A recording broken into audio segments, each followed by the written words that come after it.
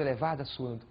Agora imagina, se acontece todo esse transtorno com uma boa feijoada, e com a ação das enzimas, imagina sem as enzimas.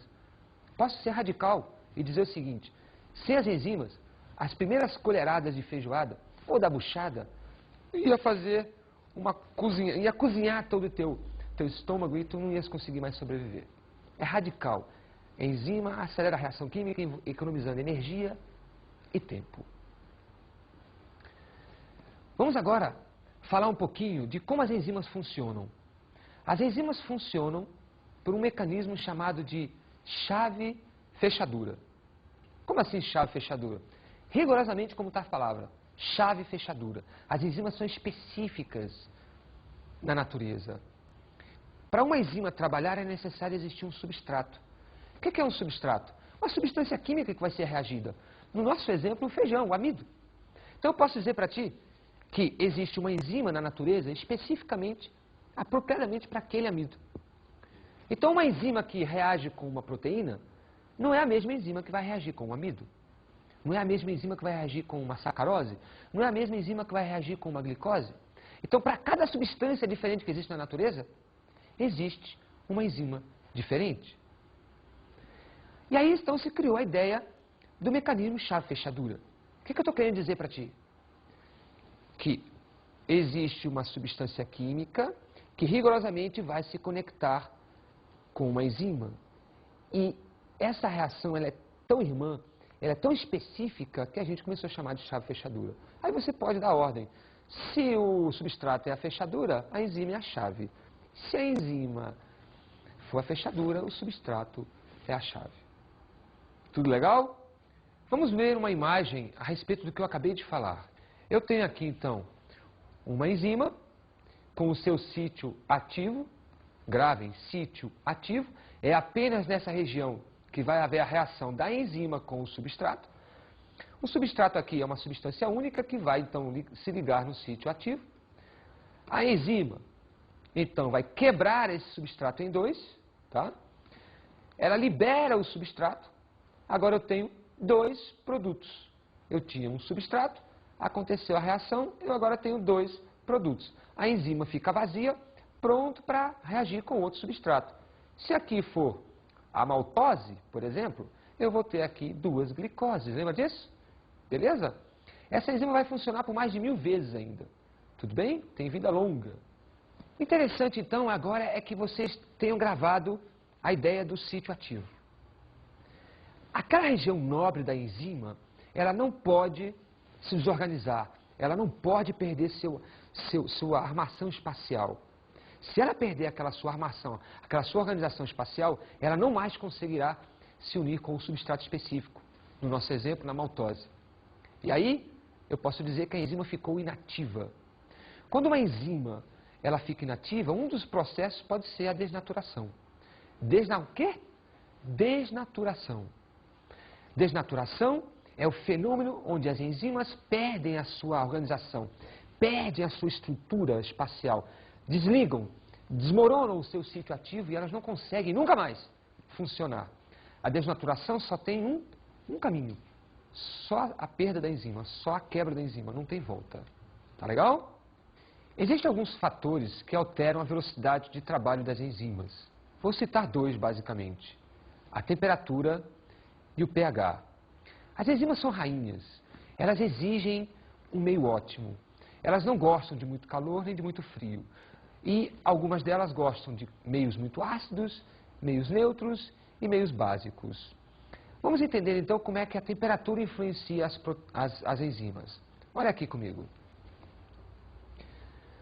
Você perceba que as extremidades desse gráfico mostram que o trabalho das enzimas praticamente é zero, não existe. Então, as baixas temperaturas e as altas temperaturas, as enzimas não trabalham muito bem. Mas se você perceber, existe aqui uma temperatura ótima. Vamos seguir essa linha pontilhada aqui, ó. Temperatura ótima em torno de 40 graus Celsius. E essa é a temperatura ótima para a maioria das enzimas, para a maioria do trabalho enzimático. Não é à toa que a nossa temperatura oscila em torno de 36 graus e meio, muito próximo do máximo. E tu sabe por que as aves voam? Porque a temperatura dela delas é máxima. Significa dizer que as enzimas das aves trabalham no seu máximo. Então, as aves têm uma temperatura corpórea de 40 graus Celsius e isso permite que elas voem. Então, as enzimas nas aves estão trabalhando no máximo. Na gente, está trabalhando em mais ou menos. Mas tem bactérias que trabalham aqui, mas não precisa de muito mais que isso. Porém, se a temperatura extrapolar os 40 graus Celsius e chegar a mais de 50 graus Celsius, aí as enzimas não suportam e elas perdem o seu ciclo ativo, elas perdem a sua organização espacial e elas então desnaturam para nunca mais funcionar. É o que acontece com o bife. Quando toma o calor, quando recebe o calor, ele perde a sua organização inicial e o que era vermelho passa a ser marrom. Tá? Desnaturou tudo, não tem volta. Um outro tipo de fator que altera as enzimas é o pH. As enzimas são muito exigentes. São tão exigentes que, por exemplo, as enzimas que funcionam no estômago, só para dar um exemplo, elas só funcionam no estômago e não funcionam em nenhum outro lugar. Por quê? Porque o estômago é ácido. E existem enzimas que só funcionam em meio ácido. Tu pode botar uma enzima estomacal no intestino ou na boca, ela não vai funcionar. E também tu pode pegar uma enzima da boca e colocar no estômago, que ela não vai funcionar. Então, olha só essa imagem dos gráficos em relação ao pH. Aqui está a velocidade de trabalho da enzima e aqui está o gráfico onde mostra a variação de pH. Eu tenho o 7 como pH neutro, e aí tudo que está antes de 7 é ácido, tudo que está depois de 7 é básico ou alcalino. Observem como tem uma enzima que trabalha no máximo quando o pH está ácido, muito ácido, pH do estômago, muito ácido. Tem uma outra enzima que vai trabalhar no máximo quando o pH está neutro, no caso a amilase salivar. Tem uma outra enzima que vai trabalhar no máximo quando o pH está básico ou alcalino. Então, tu tens aqui 3 tipos de enzimas funcionando em meios diferentes. Se tu trocar qualquer meio e fizer qualquer jogada aqui, elas simplesmente vão beirar o zero e não vão funcionar. Vamos agora falar um pouquinho das vitaminas. Mas por que eu botei vitaminas e proteínas na mesma aula? Não dá para dissociar. Por que eu coloquei vitaminas logo depois das enzimas? Também não dá para dissociar. É que as vitaminas, essencialmente, são substâncias que vão estar ativando, ligando enzimas. Não só essa função, mas essa é a primordial. Então eu posso dizer para você, já começando, que vitaminas são substâncias muito complexas e que a maioria delas estão envolvidas com a atividade das enzimas, que são proteínas. As vitaminas podem ser lipossolúveis e hidrossolúveis. Que asneira é essa, Fernando? Quer dizer para ti que as enzimas podem se dissolver, se misturar, se diluir em meio de lipídios, e aí lipossolúveis, ou podem se diluir, se misturar em meio de água, daí hidrossolúveis. Quem nunca tomou vitamina C? Onde é que tu joga a vitamina C? É no azeite de oliva ou no copo d'água? Que tipo de classificação a vitamina C tem? Hidrossolúvel. Ela se derrete, ela se deteriora na água. Então vamos classificar as vitaminas. Nós temos, são muitas as vitaminas, mas eu vou me ater a algumas importantes. Nós temos o grupo das lipossolúveis. Vitamina A, vitamina D, vitamina E e vitamina K. E as hidrossolúveis, a vitamina C e uma enxurrada de vitaminas do complexo B. E agora vamos citar onde encontramos as principais vitaminas.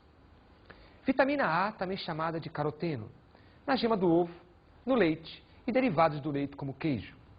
Vitamina D, ou calciferol, encontrada no leite, na gema do ovo, por exemplo. Vitamina E, encontrada no amendoim, nos cereais, no feijão, no leite. Olha só como o leite é importante, né? Vitamina K.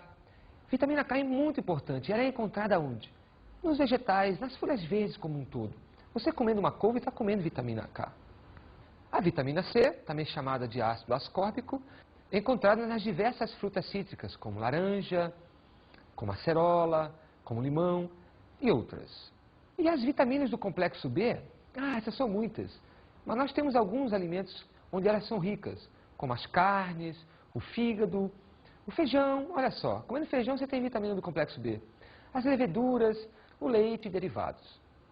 E agora vamos chamar uma enquete onde será feita uma abordagem de vitaminas. Tá legal?